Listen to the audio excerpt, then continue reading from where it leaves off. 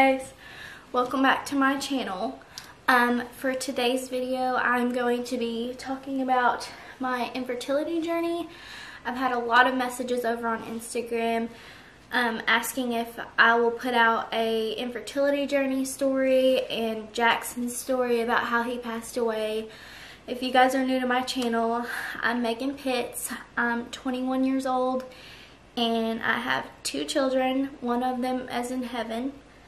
He passed away 42 minutes after birth due to chromosomal abnormalities and a whole lot of other health issues. And now I am pregnant with my rainbow baby. I'm 16 weeks and 5 days today, and I'm doing well so far. Everything's looking great with the baby. So yeah, let's jump into the video.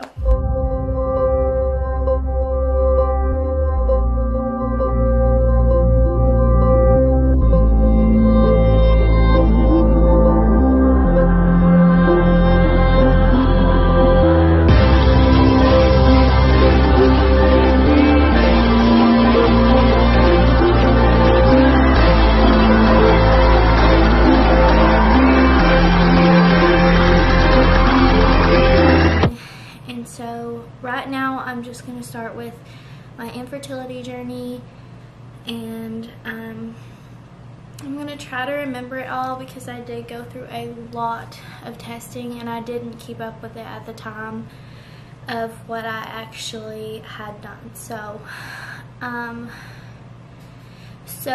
me and Matt got married, and if anyone knows me, I'm the type that just loves babies. If there's a baby in the room, I'm most likely going to ask you if I can hold the baby because I love babies. I've always been that way since I've been a little bitty thing. I've always told my mom that when I grow up, all I want to do is find the person I love and get married and have children.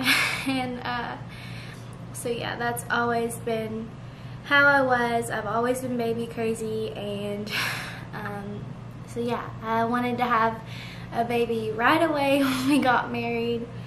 And so yeah, we started trying. So doctors usually don't want to see you for infertility until a year of trying, and so, which was fine with me. Like, when me and Matt started trying, I guess I was just naive. I don't know. I had never been around anyone that openly struggled with infertility. So in my line of thinking, I just thought, oh, like, you get pregnant the first time, you know, like, you see people that have sex one time and they get pregnant. So I just was naive to think, oh, like, this is gonna be easy, like, we're gonna try and we're gonna get pregnant the first time. That was not the case. We went 6 months and I kind of started getting concerned, but I was also like, you know, it's only been 6 months. Like, a year would worry me. And so we just continued to keep trying. And once it reached the year point, I was like, you know, like, what if we can't have kids? Like, what if something is so wrong with me that I didn't know about, and I won't be able to have kids? And that's something that really broke my heart to ever think about, is what if I can't have kids? You know, like, what if we're just not meant to have kids? And so that was really scary. When it got to the year point, I told Matt, I was like, I really think that we need to get help. Like, something's wrong. Like, people don't try this long, because again, I had never been around anyone that had openly struggled with infertility. And so we made a doctor appointment, and we went in and we discussed everything, and we started doing testing. They started testing like my hormone levels, and just all kinds of other things that like I'm not educated on. And you know, like he discussed with us like how often were you trying, which we tried every month for a year. So we were actively trying. It wasn't like here and there type thing. And I was keeping up with my periods and, you know, my ovulation days. I was like keeping up track with it by the book. And so he was worried, but he always told me, we're gonna get you pregnant, don't worry. Like, so that was like peace of mind to me, to know that like he didn't really have concerns because I was young, and he just really thought he could get me pregnant. So from day one he told me, we're gonna get you pregnant, don't worry, like you will get pregnant. And so we started doing all of this testing on both of us, and everything came back clear with me, and everything came back clear with Matt, and we just kept continuing to test things, and it would just be, you know, perfect. And I'm thinking, like, how can it be perfect but I cannot get pregnant? Like, I don't understand. And so we started getting on fertility medicines, and I do not remember the exact timelines on this because I wasn't keeping up with it. I was just doing whatever he told me to, not keeping up with it. We didn't tell like a whole lot of people about it, so you know, I just didn't keep up with all this stuff and the exact timelines that I did it. So so we started taking fertility medicines, which was Clomid, and he thought for sure that that would help me to get pregnant. So I was taking Clomid, and I was just taking one little pill, and I did that for 6 months, and nothing ever happened, and I was getting very discouraged and just thinking like something's wrong with me, like they're never gonna find out what's wrong with me, and I'm just not gonna be able to have kids. And it was just, it was so hard. It was one of the hardest times in my life, dealing with infertility. Like, it tears you apart, and then you see people beating their kids or starving their kids, and I'm just thinking like, God, why can you give somebody like that a chance to be a mother when they're not even being a mother? They're just abusing their kids, or they're beating them, or they're leaving them on the side of the road in a ditch. And I just have the best intentions. Like, I just want to be a mother. Like, I just want to care for my child and love it and take care of it and do everything for my child. And yet I was sitting here struggling and not being able to get pregnant. I couldn't understand.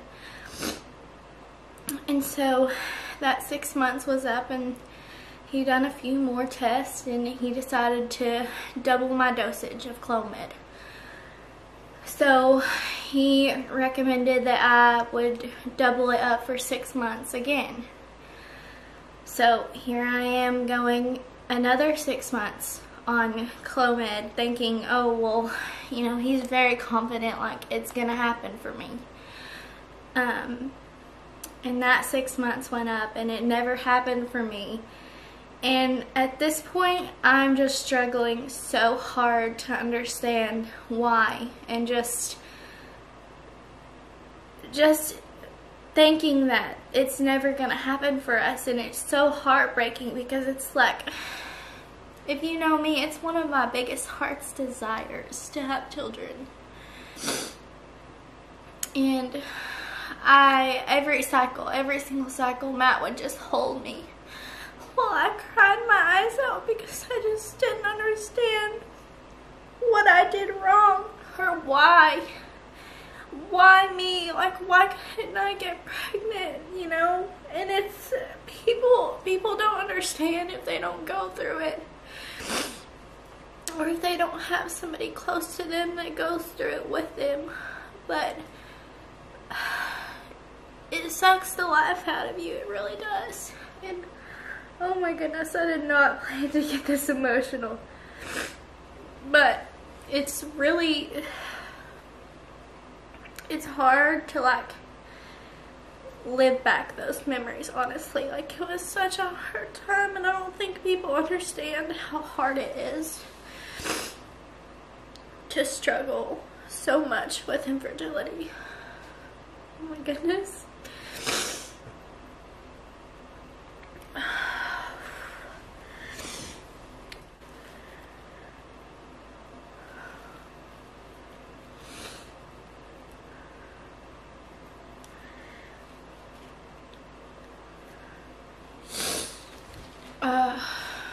Sorry, I didn't mean to get so emotional. So we went to 6 months again, and it did not work. And we started checking my ovaries and all that good stuff, and everything would come back clear every time. Everything would look perfect. And at this point it was just devastating, because I just wanted to find something so it could be fixed, you know, and everything just come back normal. And it was so hard because I was struggling so hard at the time.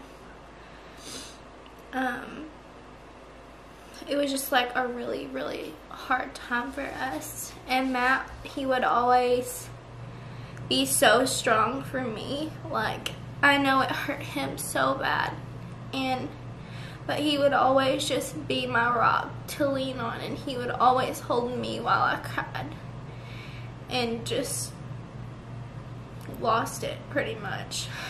And he would always be so strong for me, and it was just so hard. And finally we went in for, I don't know if they consider it a procedure, but it's the I think it's HSG test. Let me see.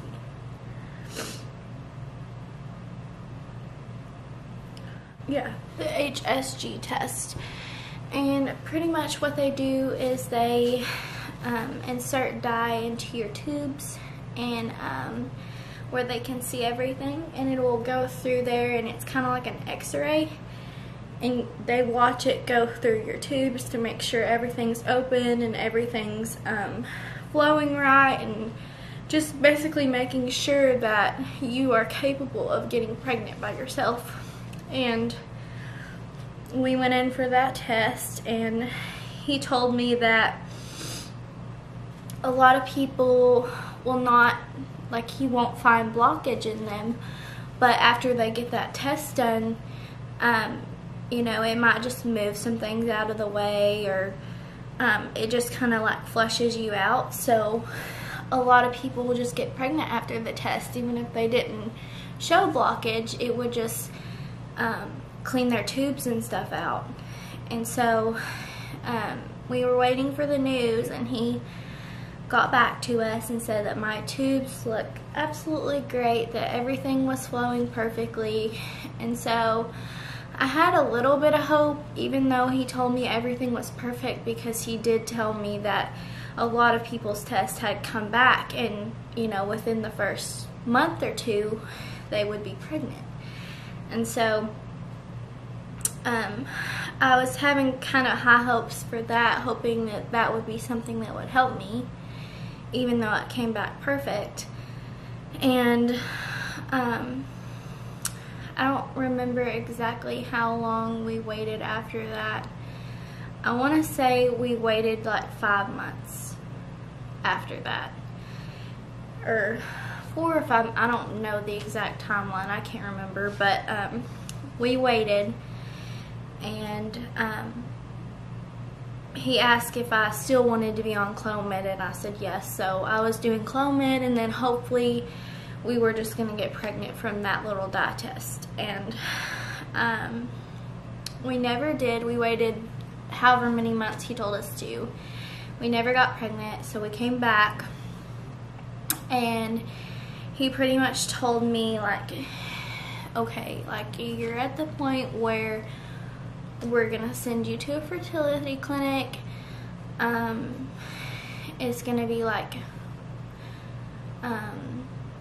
artificial insemination, you know, IVF. Like, when I send you to a fertility clinic, there's gonna be a lot of options open up, but it's going to be hard. You know, like, it's gonna be expensive and it's gonna be hard.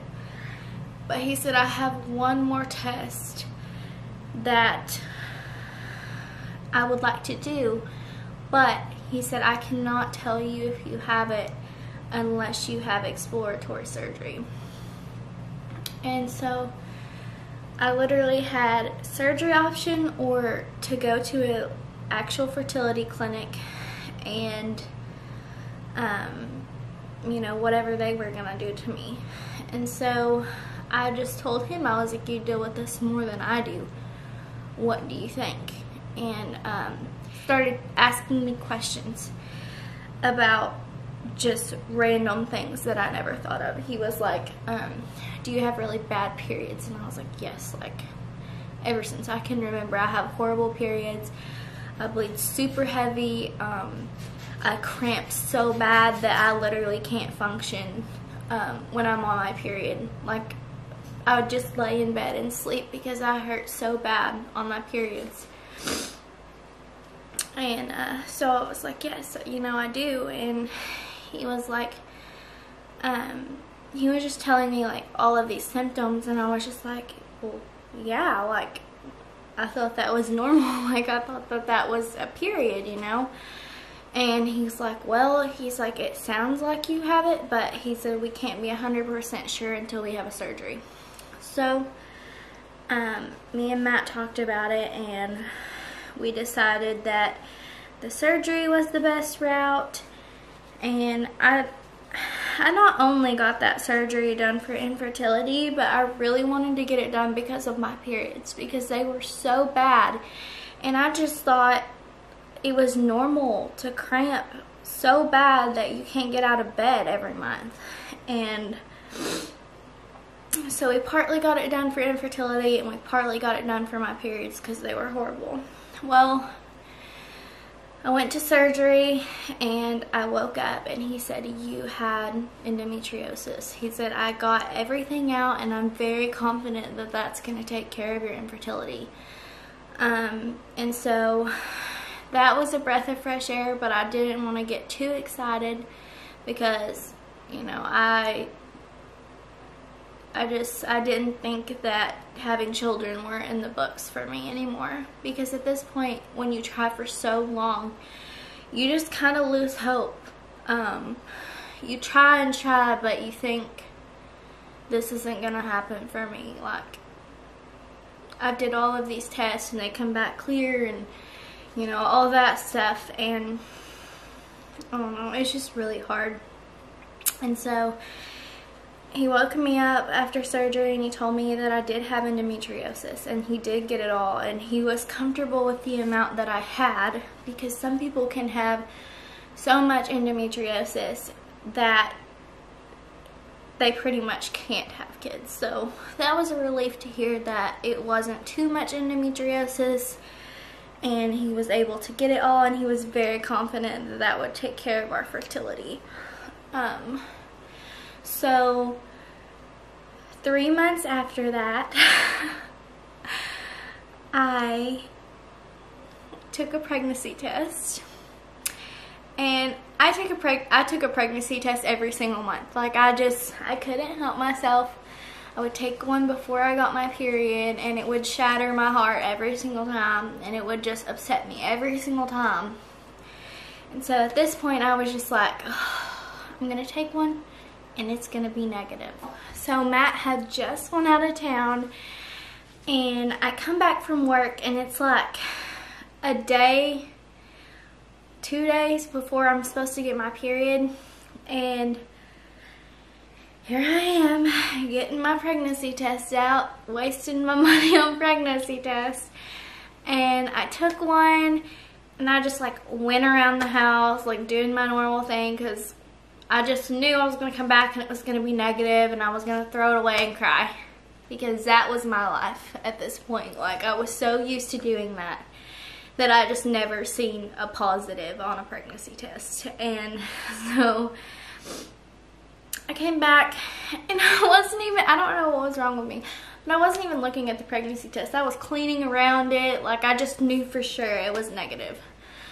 And I just happened to bend down to get something, and I looked and I seen 2 lines. And y'all, I could not, it was one of those things where you just could not believe your eyes. Like, I picked it up and I like put it to the light and I put it to the other light, and I was just like, oh my gosh. And I just bawled.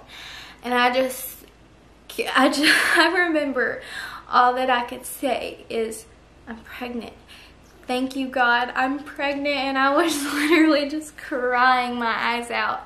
And I was like, of course, I would get a positive pregnancy test when Matt is out of town. For like, I don't even know how long he was out of town. It was like, I want to say it was like 3 to 4 days. And so I was supposed to go to my parents that night. And I was like, I can't act normal around my parents. They're gonna know something's wrong with me. Like, they're gonna be like, why are you smiling so much? Why are you so like happy and stuff? Like, they just know me. My mom I would walk in the front door and my mom would be like, you're pregnant. Like, she can read people's mind, I swear to you. And so I was like, I have to tell Matt. Like, I cannot wait. And so I called him over FaceTime. And he was like, why are you FaceTiming me? Because I never FaceTime him. And I was like, guess what? And he's like, what? And I was like, I'm pregnant. And he just goes, nuh-uh. Like, he was like so in shock. He just could not believe it. It was the funniest thing ever. And he's like, you're kidding me. And I was like, no, I'm serious. Like, I took a pregnancy test. Like, I'll show you right now. Like, I am for sure pregnant. Like, there is 2 lines there. We're having a baby. Like, finally, after so long, we're having a baby. And I just remember him being so in shock. Like, he was excited, but he was more in shock than anything, which I totally get because I was in so much shock. It was like, it was unreal. And so I told him, and I was like, can I tell my mom? Like, I'm at my mom's house and I have to tell her. And he's like, yeah, you can tell your mom. And so I couldn't think of anything to do, like, right off the top of my head. So I went into, my mom has a walk-in closet for my niece of clothes because she stays with her a lot. And so I just went and got one of her outfits, and I was like, I can't remember exactly what I said. I don't remember what it was, but my dad replied back something, and it was like the perfect opportunity. And I was like, yeah, because I guess my baby will have to do this too. And they both looked at me and they were like, are you pregnant? And I was like, yeah. And they were just like, no. Like, they thought I was lying because we had tried for so long. And they both just start crying their eyes out when they figured out that I was serious. It was the best thing ever. But, man, it was just, that was like the craziest thing. Like, I could not believe it that I seen a positive pregnancy test. Like, I kept waking up every day thinking, I need to take another pregnancy test because I don't think this is real life. Like, I think I'm dreaming this. But, yeah. That is my infertility journey. And I hope you guys enjoyed this video. I got pretty emotional during it. I wasn't expecting to get emotional because that's been a while since I've went through and struggled with infertility. But at the time, it just hurt so much that I can talk about it now, and I still feel the pain that I felt going through that. And so I just want people to know that if you're struggling with infertility, you are not alone. There are so many people out there that struggle with infertility, and it's a horrible thing to go through, but just never lose hope. I just thank God every day for allowing me. It sounds crazy now, but I thank God every day for allowing me to go through my infertility journey, because I would not be as thankful as I am for my babies today if I hadn't went through that, and I wouldn't understand people's pain like I do now if I wouldn't have went through that. And I wouldn't be able to help people if I wouldn't have went through that. It really builds you as a person. Like, it makes you stronger going through stuff like that, and it makes you more aware of what people are going through around you that sometimes you don't even know, because people are not public about it. And so if you are trying and you're struggling, like, I'm praying for you.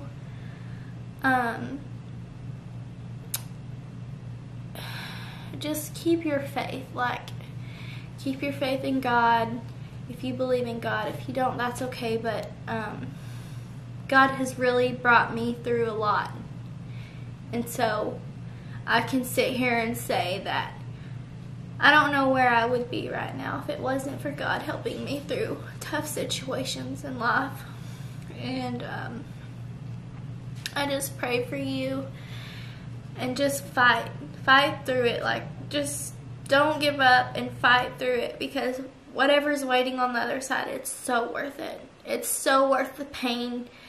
It's so worth the struggle. It's so worth the tears. It's worth everything that you will go through. And God's timing is absolutely perfect. Anyway, I hope that you enjoyed this video. If you did, give it a thumbs up and subscribe. I am going to try to get a video up soon of Jackson's story. I don't know when that will be, but I have a lot of requests on sharing his story, and I do plan to share it, but we've just got so busy lately and not had time. But I do plan on putting a video up of Jackson's story and sharing that journey with all of you guys. So I don't know when that will be, but I hope it will be soon. So yeah, just subscribe and wait for that video to come, and I will see you guys in my next video.